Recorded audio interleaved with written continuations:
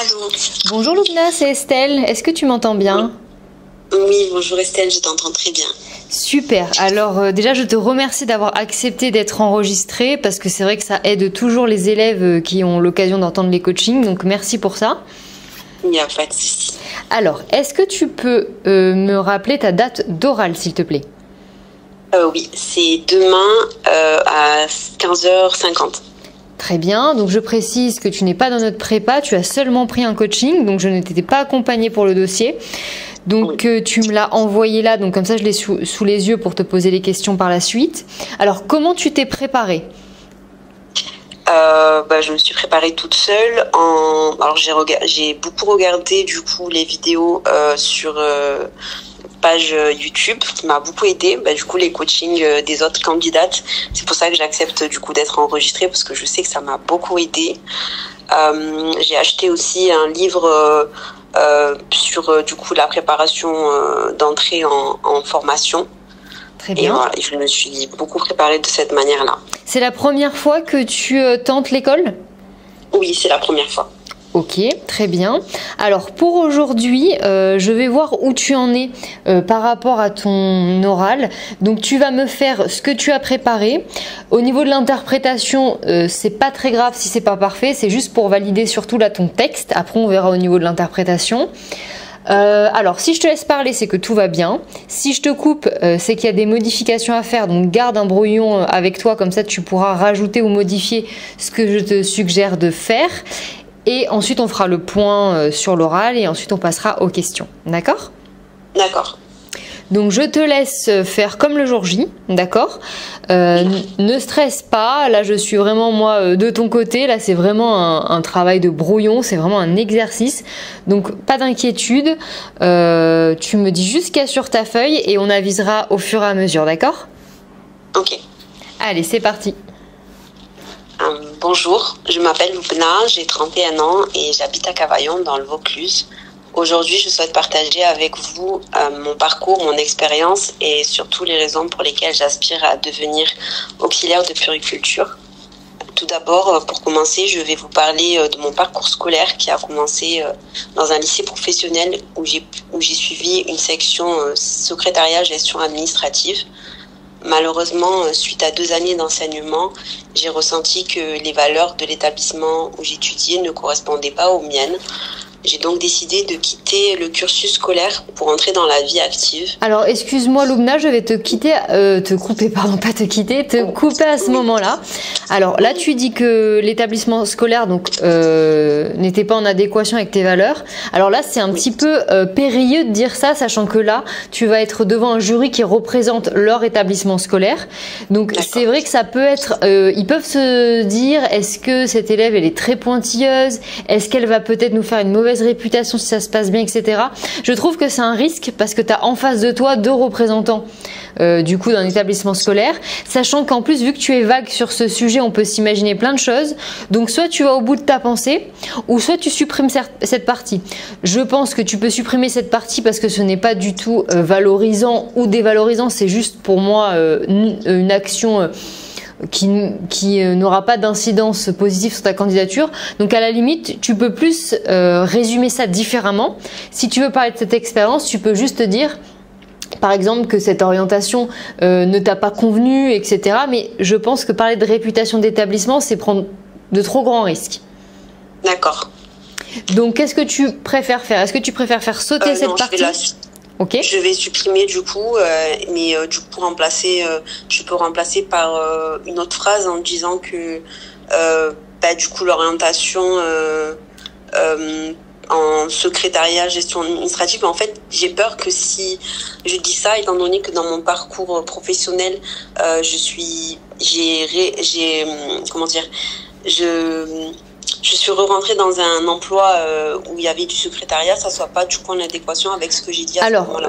Alors le fait de ne pas avoir un parcours linéaire, ce n'est pas un problème parce que la reconversion professionnelle, elle est possible et ça ne va pas être en ta défaveur de se dire elle n'a pas su depuis qu'elle a 5 ans qu'elle veut devenir auxiliaire de puériculture. C'est pas grave, tu peux te réveiller plus tard. Ça n'est pas du tout quelque chose qui va mettre en valeur ta candidature parce qu'en fait on veut voir où tu en es actuellement et par rapport à plutôt ta personnalité et tes motivations et ton projet professionnel. Donc on est plus dans le présent et dans le futur, l'avenir. On n'est pas du tout dans le passé. D'accord? Donc ne t'inquiète pas par rapport à ça. N'essaye pas de trouver un fil conducteur où le domaine de la petite enfance ne t'aurait jamais lâché en fait. Ça, c'est pas grave. Oui, d'accord, ok. Est-ce que je peux continuer ou est-ce que je reprends du coup en essayant de remplacer cette phrase? Alors, juste essaie de la remplacer, comme ça je vois ce que ça donne. Tu reprends un tout petit peu plus tôt et tu continues avec la phrase que tu souhaites modifier. D'accord.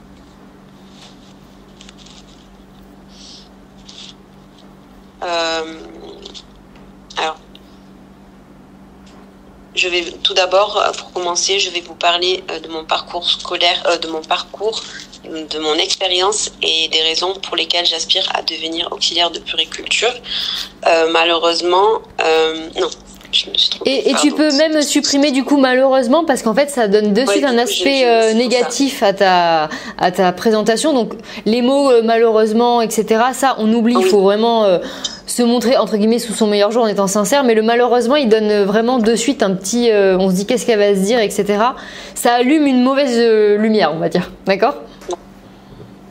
Alors, donc, tout d'abord, pour commencer, je vais vous parler de mon parcours scolaire qui a commencé dans un lycée professionnel où j'ai suivi une section secrétariat gestion administrative. Suite à 2 années d'enseignement, j'ai ressenti que cette orientation ne me correspondait pas. Parfait. J'ai donc décidé de quitter le cursus scolaire pour entrer dans la vie active. Ce choix a été une première étape de prise d'indépendance qui m'a permis de gagner en maturité. Pendant 7 ans, j'ai travaillé comme employée de vente dans une grande enseigne de distribution. Ce métier m'a beaucoup apporté, notamment en termes de relationnel et de gestion d'accueil. Chaque jour, j'accueillais les clients avec bienveillance en étant à l'écoute et attentive à leurs besoins afin de les satisfaire. Ces années d'expérience ont éveillé en moi le désir et l'intérêt de trouver un métier dans lequel je pourrais contribuer au bien-être et à l'accompagnement des personnes. De plus, dans ce métier, il y a des contraintes telles que le port de charges lourdes au quotidien et des températures de travail extrêmes. Ce sont des conditions difficiles qui m'ont confortée dans mon choix. En parallèle de mon emploi. Alors excuse-moi juste, quand tu parles de température extrême, je pense que tu devrais dire température. Alors extrême c'est trop fort parce que c'est pas non plus travailler au pôle Nord, même si ça peut être très désagréable, j'en conviens. Mais dis plutôt un autre mot comme température très basse ou très désagréable. Mais extrême à mon avis, c'est trop. D'accord. Même si c'est ton ressenti, hein, ça j'en doute pas. Mais là pour le discours, je pense que tu devrais changer le mot extrême. D'accord. Contraignante, par exemple, température contraignante ou très basse, ou tu vois. Oui. Je reprends la phrase ou je Non, continue? tu peux continuer. Non, tu peux continuer. En parallèle de mon emploi, je faisais du babysitting pendant mes week-ends. J'ai commencé à m'intéresser de plus près à l'univers de la petite enfance. Je me suis documentée sur le développement des enfants et leurs besoins spécifiques à chaque âge. Suite à ça, je me suis renseignée sur les différents métiers de la petite enfance et j'ai découvert le métier d'auxiliaire de puériculture. Les qualités essentielles. Alors excuse-moi Loubna, je te coupe beaucoup mais ça va te servir. Hein. Quand tu dis donc tu dis que tu as fait du babysitting et que tu t'es renseigné sur le développement de l'enfant, il faudrait que tu dises que plutôt que tu fasses un lien. Que tu dises j'ai fait du babysitting et pour être plus performante dans cet emploi, j'ai commencé à me renseigner pour pouvoir améliorer mes pratiques, tu vois, en tant que nounou, etc. Ça fait un meilleur lien et on voit comme ça que tu as mis au service les connaissances pour ton travail de l'époque. Ça fait un meilleur lien parce que on n'est pas, enfin c'est rare qu'une personne fasse du babysitting et se renseigne sur le développement de l'enfant. Le lien il n'est pas forcément logique. Par contre, si tu dis qu'en fait tu as mis ce temps d'apprentissage au service de ton travail, là le lien il est beaucoup plus logique. D'accord. Je recommence avec la phrase modifiée. Non, tu peux continuer. Je me suis documentée sur le développement des enfants et leurs besoins spécifiques à chaque âge. Suite à ça, je me suis renseignée sur les différents métiers de la petite enfance et j'ai découvert le métier d'auxiliaire de puériculture. Les qualités essentielles pour exercer ce métier sont l'empathie, la patience et le sens de l'écoute, ce qui correspond parfaitement à mon profil.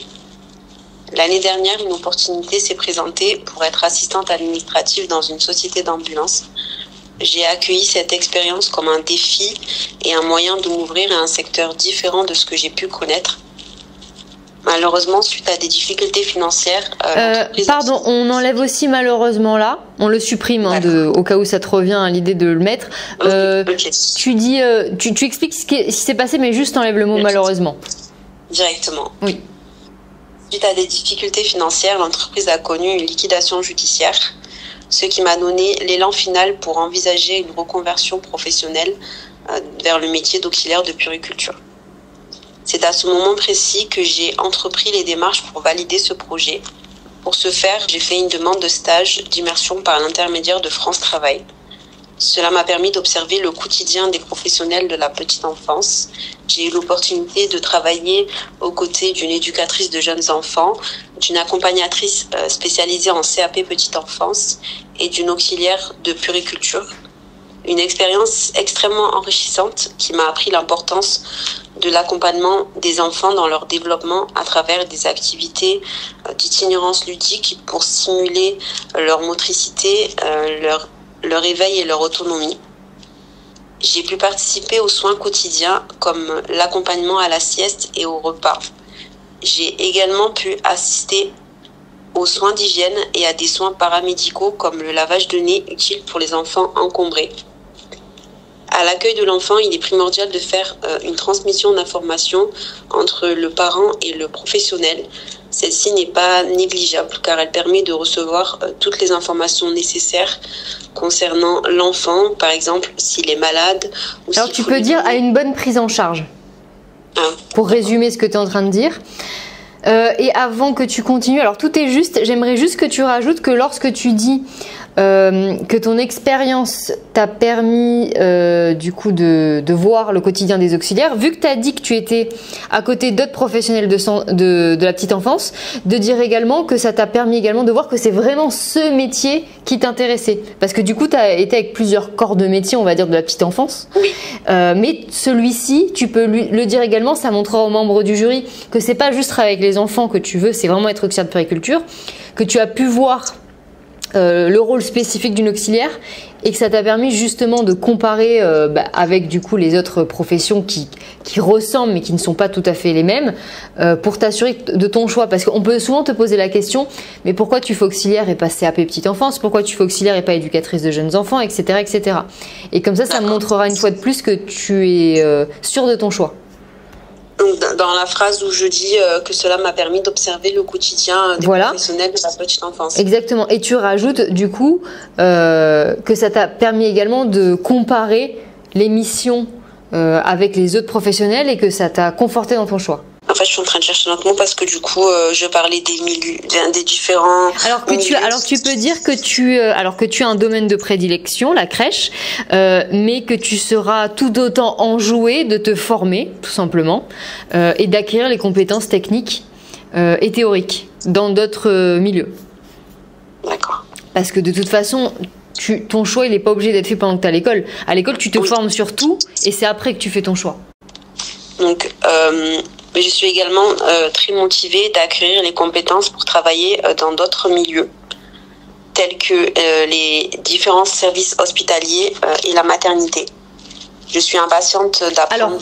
Alors, là, excuse-moi, les différents services hospitaliers et la maternité, elle fait partie des différents services hospitaliers. Voilà, donc, de la façon dont tu le dis, du coup, ça l'englobe déjà dans la première, dans le début de ta phrase. Donc, tu peux dire dans les différents secteurs d'activité. Et là, la limite, c'est le moment de les citer. Comme ça, on sait que tu les connais. Donc, tu en cites 5, par exemple. Les 5 les plus connus, ou 4. Comme ça, c'est pas abstrait, on sait que tu sais exactement de quoi tu parles. D'accord. Mais je suis également très motivée d'acquérir les compétences pour travailler dans d'autres milieux, tels que les crèches, les services hospitaliers, les pouponnières, les PMI et les centres maternels. Je suis très impatiente d'apprendre les protocoles des soins aux nouveau-nés, les techniques de mise au sein, apprendre à prioriser les besoins et établir une communication adaptée pour accompagner les mamans et leur entourage. Peut-être vous demandez-vous si après toutes ces années passées dans la vie active, retourner à l'école pourrait être un obstacle pour moi. Eh bien, je vous répondrai que c'est tout le contraire, car je vois cette formation comme une véritable opportunité. Après de longues réflexions, j'ai la certitude que le métier d'auxiliaire de puériculture me correspond parfaitement. Alors, juste dis après une longue réflexion, parce qu'en général, c'est plus une longue que des réflexions. Donc, dis après une longue réflexion, ça sonnera mieux à l'oreille. D'accord. J'ai la certitude que le métier d'auxiliaire de puériculture me correspond parfaitement. Aujourd'hui, c'est avec un véritable engouement, beaucoup de maturité et de détermination que je m'apprête à m'investir complètement dans cet apprentissage. Je pense qu'avec toutes les qualités acquises lors de mon parcours de vie, je peux concrétiser ce projet qui me tient à cœur. Je suis impatiente d'apprendre tout sur ce métier afin d'en faire le mien. Mesdames, Messieurs les jurys, je vous remercie de m'avoir écouté. Alors, très bien. Bon, évidemment, s'il n'y a pas de monsieur, tu diras que mesdames, hein. D'accord? Oui, j'adapterai. Oui, parce que des fois, quand on connaît le texte par cœur, on oublie de... C'est vrai. Voilà. Il y a encore deux choses à modifier. À un moment donné, tu parles de donner des médicaments ou la prise d'un traitement pendant les transmissions pendant la crèche. Enlève cette partie également, parce que je pense pas que techniquement, si on t'interroge là-dessus, à mon avis, tu vas paniquer comme beaucoup d'élèves, parce que on n'est pas censé nous donner les médicaments, on est censé prendre l'ordonnance, les médicaments, mais c'est l'infirmier, enfin la puéricultrice qui est la directrice qui est censée les donner, etc. Mais je sais que ça existe le dépassement de fonction, donc si tu as vu ça dans ta crèche... Oui, parce que je l'ai vu en fait. Mais ça se fait dans beaucoup de crèches, mais vu que là on est devant les membres du jury, il faut vraiment respecter le décret et les bons soins, on va dire. Donc ça, tu peux l'enlever. Et à un moment donné, tu parles donc du décret en disant qu'il y a 10 modules à l'intérieur de 5 blocs de compétences, donc ça c'est juste, et c'est le moment justement de parler également des 8 nouveaux soins que peuvent faire les auxiliaires de puériculture. Est-ce que tu as vu ma avant-dernière vidéo à ce sujet ou pas? Non, mais après je connais les 8 nouveaux soins. Voilà, mais ce qui est important, c'est d'en parler dans le sens en fait où c'est tellement apprécié par les membres du jury de parler de ce nouveau décret, notamment les 8 nouveaux soins qui sont quand même techniques, difficiles à retenir. C'est vrai que ça fait toujours sa petite impression, sensation de les dire, et à chaque fois que je conseille aux élèves de la prépa de le dire, elles me disent le jury a dit qu'on était les seuls de la journée à avoir parlé du décret, etc. Donc je vois vraiment que ça met en valeur les candidatures, donc c'est pour ça que je te conseille de le faire. Ça prouvera que tu es très bien renseigné, et en plus c'est quand même des soins techniques, on n'a pas forcément l'habitude quand on n'est pas dans le domaine de parler de ce genre de soins, donc tu rajoute juste une phrase après que tu parles des blocs de compétences. Tu dis également que tu as pris connaissance des 8 nouveaux soins, tu peux en citer 2 ou 3 par exemple. Comme ça, voilà. Je suis pas obligée de tous les citer. Non. Connais-les par cœur, parce que si on s'interroge dessus. Je les connais tous. Voilà. T'en choisis 3. Ne dis pas la pose de suppositoire dans les 3. Alors je te dis pourquoi. Parce qu'il est dans le décret. Mais en fait, les membres du jury, des fois, disent que la pose de suppositoire, c'est trop intrusif, on le fait pas, etc. Alors c'est vrai, mais on parle pas dans le cadre de la crèche. C'est pas on va mettre un suppositoire pour remplacer un Doliprane par voie orale. C'est dans le cadre de l'élimination, donc c'est-à-dire qu'une grosse constipation, mais plus dans un lieu pédiatrique. Ça n'a pas lieu à la crèche. Donc c'est pour ça que cette histoire de suppositoire, je dis aux élèves de soit le dire, mais de dire que c'est dans le cadre de l'élimination et dans un lieu pédiatrique, et pas justement à la crèche, etc. Parce que des fois, les membres du jury ne sont plus sur le terrain et ne sont pas au courant. Et c'est bien écrit dans le décret, donc c'est pas quelque chose que les élèves inventent. Donc c'est juste pour pas qu'il y ait de débat. Parle pas de ce suppositoire, voilà. Tu peux parler des lunettes à oxygène, des sondes, etc. L'application de crème non plus. Voilà, si l'application de crème et de pommade, si ça tu peux le dire. Ok. Voilà, alors pour faire un point sur ta présentation, donc déjà tu as une très bonne base parce que tu t'exprimes très bien, ton travail était quand même bien abouti, tu as les idées claires, tu as beaucoup de vocabulaire, on voit que c'est structuré quand tu parles, donc ça donne une image de toi, de quelqu'un d'intelligente, avec du bon sens, qui sait mettre ses idées justement sur papier et ensuite les retranscrire à l'oral, donc tu donnes déjà une très bonne image. Moi là je t'ai permis d'aller plus loin dans les détails techniques, technique. Et ça va apporter vraiment une plus-value à ta présentation. C'est assez évident, mais tu partais pas de bien loin. C'était déjà très bien ce que tu as fait. Mais c'est vrai qu'avec les modifications que j'ai apportées, le texte, il est vraiment ficelé aux petits oignons, quoi. Comme ça sera vraiment parfait. Et on pourra pas justement te porter, te mettre en porte-à-faux par rapport éventuellement à peut-être un petit dysfonctionnement de langage précis par rapport au métier. Mais en même temps, t'es pas dedans, mais je trouve que tu as quand même beaucoup de vocabulaire. Donc ça, c'est très bien. Donc une fois que on aura fini cet enregistrement et que tu seras prête, tu me referas ton discours en audio WhatsApp et tu me l'enverras, le discours final. Comme ça, on verra ce que ça donne à l'oreille. D'accord ? C'est pour garder une trace écrite, écrite plutôt audio, comme ça je l'écoute également avec des autres membres de mon équipe et on regarde si ça sonne bien une fois que le texte il est finalisé, d'accord ? Mais on fera ça plus tard. Voilà, alors maintenant on va voir au niveau du coup des questions, le niveau que tu as. Est-ce que tu as pu préparer les questions que je t'ai envoyées ? Du coup je t'en ai envoyé 37. Donc, oui. Tu as pu toutes les préparer ? Oui. Ok, super. Donc peut-être que les élèves qui m'écoutent vont dire « Ouh là là, mais comment ça se fait qu'il y a 37 questions ?» Donc je donne 37 questions, des fois un peu plus aux élèves de nos coachings ou de la prépa, etc. Alors bien entendu, le jour J, tu ne vas pas avoir 37 questions. Tu vas peut-être en avoir 1, 2, 3, 4, 5. Mais vu qu'on ne sait pas sur lesquelles tu vas tomber, je suis obligée de te préparer à plusieurs combinaisons possibles. Hein. Comme ça, on est sûr que tu sois bien préparé. Ah oui, c'est sûr. Moi, j'aurais travaillé tout le type de questions sur lesquelles je peux. Oui, ça sera toujours de près ou de moins la même chose. Après, ça peut varier d'un mot, mais le sens, de toute façon, c'est connaissance de la formation, connaissance du métier, projet professionnel et après des questions personnelles. Et ça, tu peux pas les inventer. Alors, est-ce que tu peux me parler de ton financement ? Oui, c'est France Travail qui finance ma formation. Le projet a été validé en amont par ma conseillère attitrée. Et en cas d'imprévu, j'assumerai les frais personnellement. Très bien.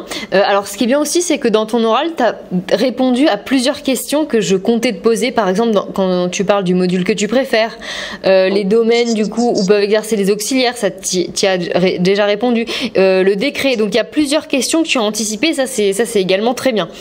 La durée de la formation, tu as déjà répondu, par exemple. Donc ça, c'est bien. Tu as déjà parlé de tes qualités, etc. Alors, un défaut que tu peux me dire que tu as. Mon principal défaut est que j'ai tendance à avoir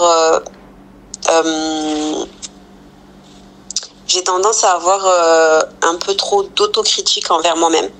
Par exemple, après une journée de travail, je peux revenir sur certaines actions de ma journée et me poser des questions sur ce que j'aurais pu faire différemment.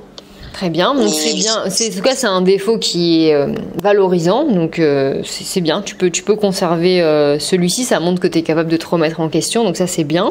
Au niveau de ton organisation logistique, comment tu vas venir à l'école, assurer éventuellement les stages la nuit, etc. Comment ça va se passer ?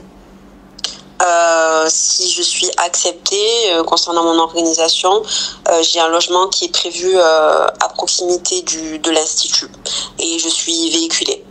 Très bien, donc pour les stages, parfait. Est-ce que tu peux me donner la définition de la PMI ?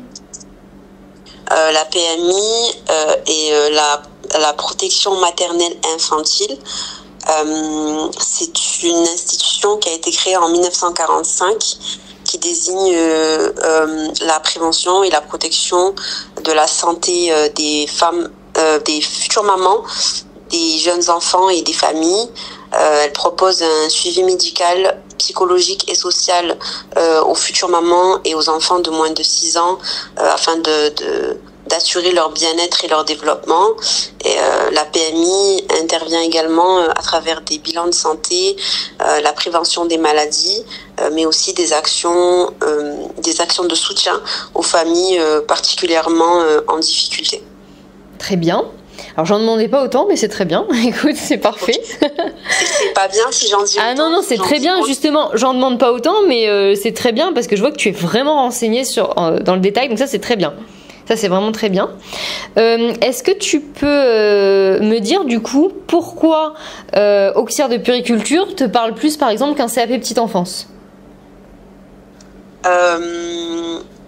j'ai choisi l'auxiliaire de puériculture parce que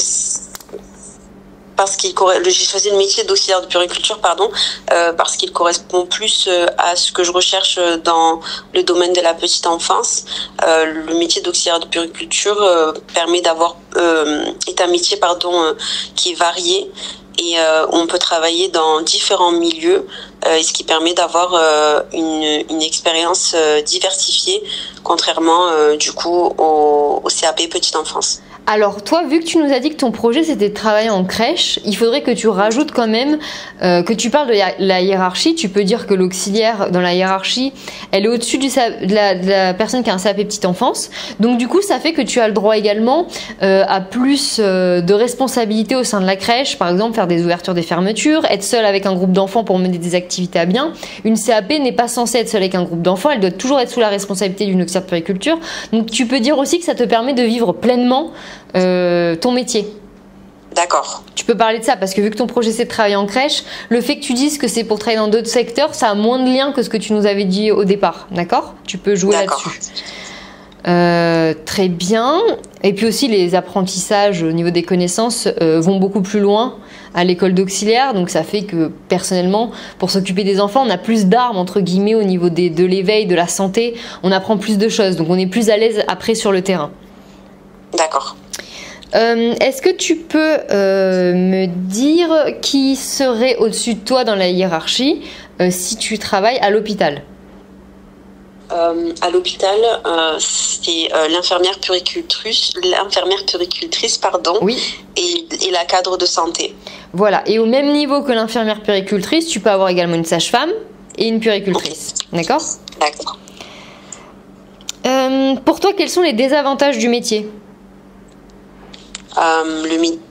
Comme tous les métiers, le métier d'auxiliaire de puériculture présente certains désavantages. La charge de travail peut être lourde, surtout si le personnel est limité. Cela peut entraîner du stress, de la pression. Les horaires sont parfois irréguliers, incluant des week-ends, des nuits, des jours fériés.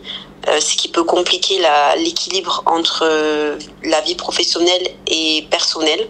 Très bien. Alors, juste une petite question, tu as des enfants ou pas ? Non. Alors, tu peux dire justement, pour mettre encore cette situation en ton avantage, tu peux dire que toi, actuellement, du coup, tu n'as pas encore d'enfants. Du coup, c'est compatible avec ta vie actuelle pour démarrer en tout cas ta carrière. D'accord, je rajoute ça du coup. Voilà, alors même si évidemment quand on est mère on peut être auxiliaire de puériculture et s'arranger avec son compagnon, oui, sa compagne, etc. Il n'y a pas de problème. Mais juste tu peux dire que actuellement c'est vrai que tu vas pouvoir commencer tes études et ta carrière sereinement parce que tu vas pouvoir en gros t'organiser avant de éventuellement fonder une famille si tu le souhaites, etc. Mais parler de ta disponibilité, c'est vrai que par exemple si tu avais des enfants, on t'aurait demandé qui va les garder pendant que tu es à l'école, comment tu vas faire pour les faire garder si tu travailles de nuit, mais toi tu peux dire que tu es disponible. Donc c'est vrai que ça peut être aussi dans un profil de sélection, là dans ton cas, toi tu peux le dire pour tourner les choses à ton avantage. Après si tu as eu des enfants, on aurait trouvé en disant que tu peux les faire garder, que tu as une famille solide, etc. qui t'aide, mais là vu que c'est toi que j'essaye de mettre en valeur, voilà, si tu avais des enfants je t'aurais mis en valeur différemment, mais là en tout cas tu peux utiliser cette phrase. D'accord. Je vais te poser encore 2 questions. Qu'est-ce que pour toi le projet pas le projet, le secret professionnel?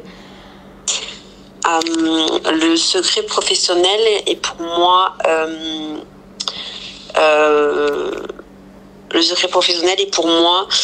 une j'ai perdu les mots. Pardon, excuse-moi. Non, si on est en brouillon, c'est pas grave, ne t'inquiète pas. Et même le jour J, tu sais, t'es pas là pour être présentatrice télé, hein, je le répète souvent, n'ayez pas peur si vous buguez un petit peu, vous n'êtes pas censé avoir une diction parfaite, vous êtes là pour être auxiliaire de puériculture, pas présentatrice météo ou journaliste en direct sur TF1, ne vous inquiétez pas, c'est une conversation, on n'attend pas que ce soit parfait. Ok. Donc le secret professionnel pour moi est une règle essentielle qui protège la vie privée des personnes. En tant que professionnel, c'est aussi un devoir que la loi nous impose de respecter.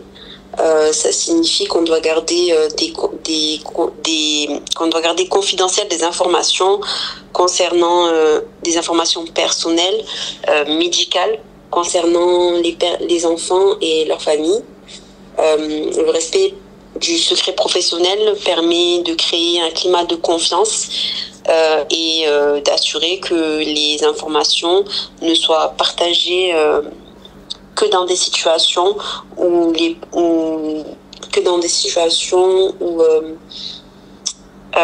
il est absolument nécessaire pour les personnes concernées. Ok, très bien. Alors, tu aurais pu faire un peu plus synthétisé, d'accord, mais c'est très bien. Juste synthétise, t'es pas obligé de donner autant de détails, ok ? D'accord. Parce que tu te perds après un peu dans les explications, parce que tu veux faire bien, donc ça c'est bien, hein, ça c'est en ton avantage, mais pour toi, pour pas te mettre trop de stress, t'es pas obligé de trop compliquer la phrase, d'accord ? D'accord.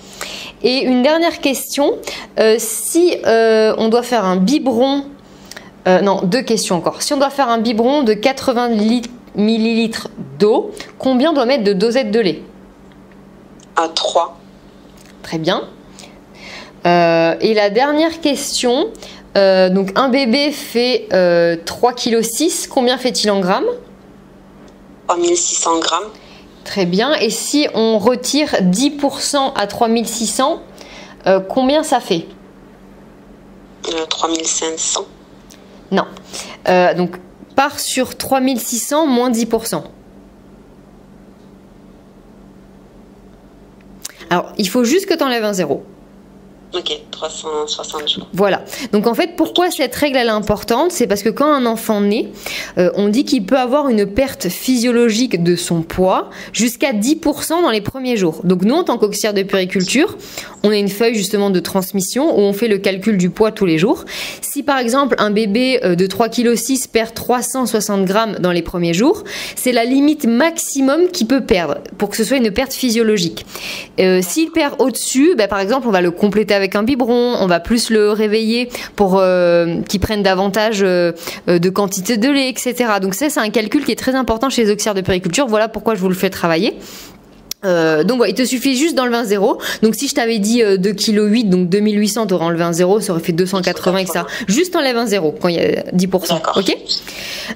Très bien, Loubna. Écoute, je suis plutôt positif pour toi par rapport à ta candidature. Donc c'était déjà très bien de base. Moi, effectivement, je chipote sur chaque détail, mais c'est chaque détail qui cumulés feront que tu auras une note vraiment supérieure, parce qu'on veut vraiment viser l'excellence, parce que la concurrence, elle est quand même rude. Donc chaque détail a son importance. Je pense que tu es prête. Là, j'aimerais que le travail que tu fasses à présent, ce soit de te réenregistrer au niveau de l'oral et de m'envoyer ta version finale pour qu'on puisse avoir le texte vraiment parfait et que toi tu peux comme ça travailler la dernière version. Après tu peux repotasser un petit peu les questions. Alors il faut que tu répondes dans le détail mais que tu parles pas non plus dans des explications trop grandes pour pas te perdre toi-même, mais je pense que tu as quand même suffisamment travaillé au niveau des connaissances et de l'acquisition justement d'informations pour te débrouiller dans chaque question. Tu as réussi pratiquement à répondre à toutes les questions de façon détaillée, avec avec un langage quand même professionnel, etc. Donc, moi, je suis plutôt confiante pour toi. Comment tu te sens, toi ? Très stressée. Alors, je trouve pareil que ça ne s'est pas vu. Alors, je sais pas si les gens qui nous écoutent diront la même chose, mais je trouve que tu maîtrises bien ton stress. Je trouve que tu as une bonne présence, rien que dans ta voix. J'ai pas senti ça, tu vois. Des fois, je sens les élèves qui le cachent, qui arrivent bien à le cacher, mais je le sens quand même. Là, moi, j'ai trouvé une certaine concentration. Oui. Qui fait que ton stress n'est pas trop apparent. Donc, non, moi, je suis plutôt confiante pour toi. D'accord. Ne doute pas de toi. En tout cas. J'essaye d'avoir confiance en mon texte, en ma présentation, mais c'est vrai que c'est quelque chose dont j'ai plus l'habitude, donc c'est compliqué. Alors maintenant que tu sais que chaque chose que tu dis, je l'ai validée, tu pourras pas te faire piéger. C'est impossible que si tu dis exactement ce qu'on a dit, tu puisses te faire en tout cas reprendre sur l'inexactitude de ce que tu dis. Ça, je le valide. Ensuite, là, donc retravaille le texte, la version finale, d'accord ? Ensuite, tu me l'envoies, tu le refais plusieurs fois pour être à l'aise. Tu peux repeaufiner encore un peu les questions. Et ensuite, envoie-moi s'il te plaît la tenue que tu as choisie pour que je puisse te la valider ou modifier quelques éléments. D'accord? D'accord. Est-ce que tu as des questions, Loubna? Oui. Dis-moi. Est-ce que, en regardant les vidéos que tu as pu faire avec les autres candidates, je me suis aperçue qu'il y a quelques candidates qui parlent aussi du jury qui pose des questions sur un sujet de l'actualité. Est-ce que tu penses que... Alors là, c'est vrai que ces derniers temps, il y en a eu beaucoup moins. C'est pour ça que j'ai moins axé la préparation là-dessus, parce que je veux vous faire travailler sur tout ce qui est sûr, ce qui va être tombé. Là, sur les derniers retours que j'ai eus ces dernières semaines, il n'y a plus de sujet d'actualité. Alors, sachant que c'était pas du tout les sujets d'actualité comme il y avait avant le décret où vraiment on parlait d'actualité précise. Avant, c'est vrai que les questions qu'il y aurait pu avoir là, à l'ère dans laquelle on est, c'est est-ce que tu as vu l'actualité en ce moment? Est-ce qu'il y a quelque chose pour toi qui fait un lien avec la petite enfance? En ce moment, il n'y en a pas. Donc c'est pour ça que j'axe plus mon travail là-dedans. En fait, je m'adapte un petit peu à la tendance des membres du jury. Pour le moment, je n'ai pas eu ça. Donc, tu peux anticiper si tu le souhaites et prévoir 2-3 références. Mais là, ces derniers temps, je n'ai pas eu ça. D'accord. Donc, je veux surtout travailler sur ce que tu vas avoir. Ok. Ok. Bon, mais du coup, là, je dois modifier du coup le texte avec les modifications que tu m'as. Voilà. Suggéré. Et le refaire pour être à l'aise, d'accord. Et quand tu as la version finale de ce que tu as fait, tu me l'envoies. Comme ça, je valide une dernière fois et je vois que je suis passée à côté de rien. Je vais également le faire écouter à une autre membre de l'équipe. Comme ça, on est à 2, ça fait 4 oreilles, c'est mieux. Et comme ça, je vois si je suis pas passée à côté d'un détail. Et puis envoie-moi également ta tenue, d'accord? Et puis de toute façon, je reste à disposition pour toi sur WhatsApp jusqu'à ce que tu en aies besoin, jusqu'au jour J et au-delà si tu as besoin. Il n'y a pas de problème là-dessus. Est-ce que selon toi, j'aurais pas besoin d'un deuxième coaching? Alors, on va voir en fonction de ce que tu vas m'envoyer. D'accord. Si je pense que c'est pas bon, on va refaire une session. D'accord. D'accord. Donc je te laisse revenir vers moi et on avisera. En tout cas, merci beaucoup d'avoir accepté d'être enregistré. Et tu peux vraiment, vraiment croire en ta candidature. Tu donnes une très bonne image de toi-même. Vraiment. C'est gentil, merci. Au niveau de la confiance, du charisme, du sérieux, tu dégages vraiment du sérieux, de l'implication et de l'application. Tu donnes vraiment une bonne image de toi-même. C'est gentil, merci. Voilà, Lucas. Écoute, j'attends de tes nouvelles, d'accord? Oui. Je t'envoie ça sur WhatsApp dès que dans la journée j'ai tout modifié. Très bien, on fait comme ça, Loubna. Merci beaucoup. Merci à toi, Estelle. Bonne journée. Merci, au revoir. Merci.